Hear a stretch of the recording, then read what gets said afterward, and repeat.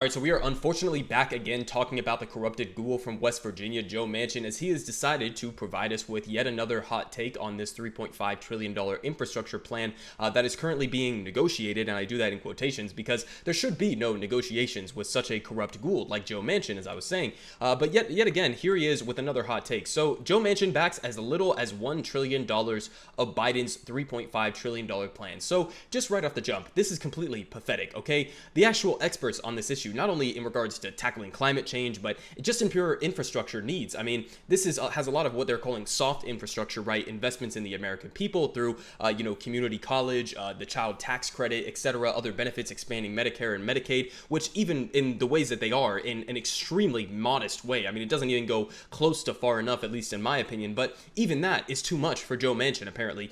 Joe Manchin, who comes from West Virginia, a state that, if any state in the entire country needed infrastructure, it would be West Virginia above basically every other state in the union.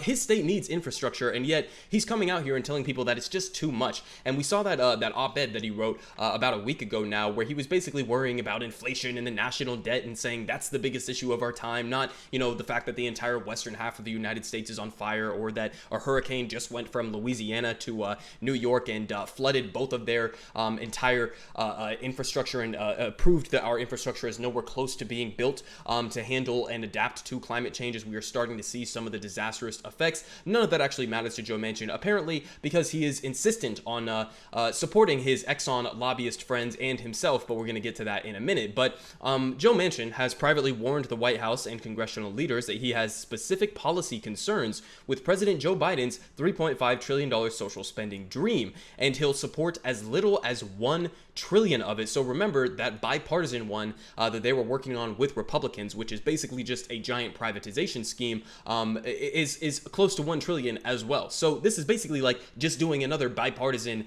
infrastructure package. It's just this time it's not bipartisan and you're working with Republicans who identify as Republicans. You're just bipartisan in terms of working with progressives and Joe Manchin, who is also basically a Republican. So it's basically just reducing this to another pointless bipartisan infrastructure package. And listen, if it gets down to $1 trillion and Manchin is successful in this effort, it's not worth passing, okay? So progressives need to use the leverage they have and genuinely threaten to tank this bill, because if he's able to whittle it down to that number, it's not worth passing, period, okay? You got to use your leverage and make sure that that doesn't happen. But he says at most he's open to supporting $1.5 trillion. Again, just completely arbitrary numbers, okay? The $3.5 trillion number, as they're working out the details right now, and we're going to be seeing more of what the actual legislation is going to be looking like in the coming days. But I mean, this is just a completely arbitrary number. The 1.5 trillion versus the 3.5 trillion. Well, what specifically are you talking about? Well, I mean, he kind of talks about a little bit of it here. He says Manchin has also committed to paying for any new spending with new revenue, which will ultimately limit the size of any package. So what does this actually mean? Well, with somebody like Joe Manchin, who has vocally opposed raising taxes on the wealthy in order to pay for this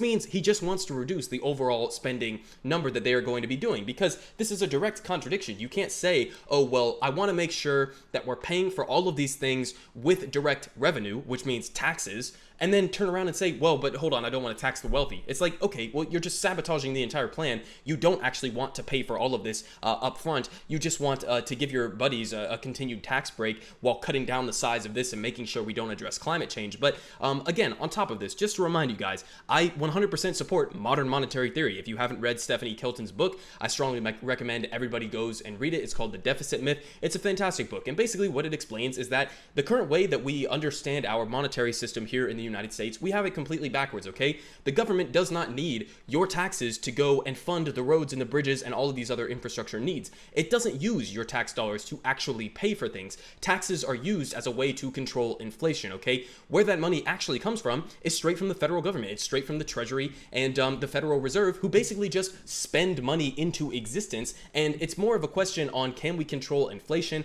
and make sure that the money that we are spending things on is going towards the right place, and we're using the real resources that we have in this country towards effective economic goals. That's what actually matters here. So this entire idea that we need to tax X amount of dollars in order to spend X amount of dollars is complete horseshit, okay? What actually needs to happen is you make a big, bold investment on infrastructure, like climate change infrastructure, for example, and then guess what? Down the line, you're not going to have to pay billions and billions of dollars to rebuild parts of Louisiana, as they are going to have to do now, or rebuild and fix parts of the New York subway system that they are going to have to do do now, or rebuild entire towns and cities in California as they are having to do now. So investing in infrastructure expands the economy.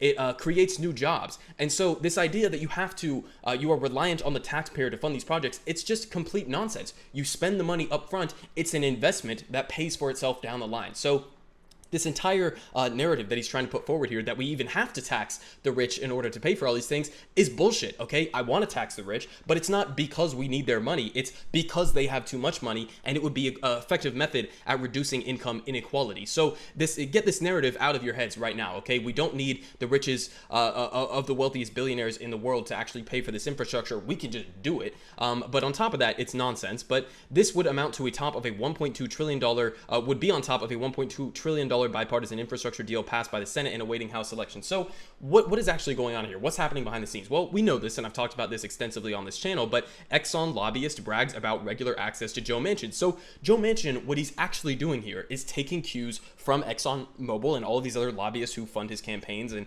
give him the talking points to use, and they're telling him, go complain about the deficit, go complain about inflation, and use that as a tool, as a rhetorical tool, to then water down the climate aspects within this bill. That's what he's actually doing here. And it's not just Exxon telling him what to do, it's also Joe Manchin's personal investments, okay? Joe Manchin makes $500,000 a year from one of the dirtiest coal plants in West Virginia. So this motherfucker is earning money himself. Okay, first of all, he's a high-ranking member of the Energy Committee, okay? So first of all, what the fuck is this government that we have going here, where we have a guy who's directly profiting from coal, one of the dirtiest methods of fuel that we have in the entire country, and he's using those profits to then go oppose climate legislation while also being a high-ranking member of our Energy Committee. It doesn't make sense at any angle, but it's just the corruption that is baked in within the U.S. government as it exists right now. And listen, what is this going to take in order to change this dynamic and get Joe Manchin to fall in line? Well, it's going to take pressure from progressives in Congress. It's going to take pressure from Bernie Sanders and even Joe Biden and Nancy Pelosi and Chuck Schumer, which it seems like they are somewhat willing to do, which we're going to get to in a second here. But also, it's going to take pressure from the media. And so this is part of the reason why I make videos like this, right? I talk about climate change and I directly connect it to how we can actually make improvements within our energy system. When I talked about the effects of the wildfires, when I talk about the effects of Hurricane Ida, I'm doing it in a direct way, correlating that with climate change and how we need to address it. The mainstream media is simply not doing that, and you see that with charts like this. Corporate TV news mentioned climate change in just 4% of Hurricane Ida coverage. So they're covering the hurricane, but they're not mentioning the fact that hurricanes are made stronger and more frequent by climate change. And then they don't connect that with this $3.5 trillion infrastructure bill, which has some pretty significant climate investments, which by no stretch of the imagination are going to be enough, but they don't make that connection. And so in the minds of the people watching these segments, they see that there's a horrific hurricane and they might feel helpless. Maybe we can't do anything about this. Maybe there's nothing that can be done, but there is. We can actually substantively address climate change. And so this is a failure of the mainstream media in actually doing their job, which is to accurately and adequately educate the American public on what's going on, not just in a scientific sense, but also in a political sense, again, as this attaches to the current ongoing debate. And it is remarkable to me how many articles you can read from these mainstream outlets, or how many videos you can watch of clips on CNN and MSNBC that are supposedly these climate change beacons of truth, and they don't even mention the fact that ExxonMobil has a direct line of communication with Joe Manchin, and they'll just let Joe Manchin go out on their networks and write op-eds for them and talk about his opposition, and he's so worried about the national debt, and they don't even give you this context. It's just disgusting. It's an absolute abject failure, but this is part of the big reason why there is not a lot of pressure being applied to somebody like Joe Manchin right now. But if not from there, then it comes from independent media. But on top of that, we need internal pressure, right? And so Bernie Sanders has been pretty steadfast in his opposition to lowering this $3.5 trillion amount at all, because as we know that he said already, this was the negotiation, okay? He started at $6 trillion. They negotiated it down to $3.5 trillion. Why the fuck would you negotiate again, okay? This was the negotiation, and now Joe Manchin is just asking for more and more. But basically, here's what he said. Quote, that $3.5 trillion is already the result of a major compromise, and at the very least, this bill should contain $3.5 trillion, Sanders said in a call with reporters. And Sanders said that, quote, an overwhelming majority of the Budget Committee members supported his original $6 trillion bill, adding that he still believes that more than $3.5 trillion is necessary. And Senate Majority, it's not just Bernie Sanders, it's also Chuck Schumer, right? Senate Majority Leader Chuck Schumer addressed the issue, saying, it is our intention to have every part of the Biden plan in a a big and robust way. And he even said, we're moving at full speed ahead. We want to keep moving forward. We think getting this done is so important to the American people. We're moving forward with this bill. So listen, this is all basically going to come down to how much pressure are Bernie Sanders and Nancy Pelosi and Chuck Schumer and Joe Biden willing to put onto Joe Manchin, because he's outnumbered. He just is outnumbered, okay? Even the majority of the Democratic establishment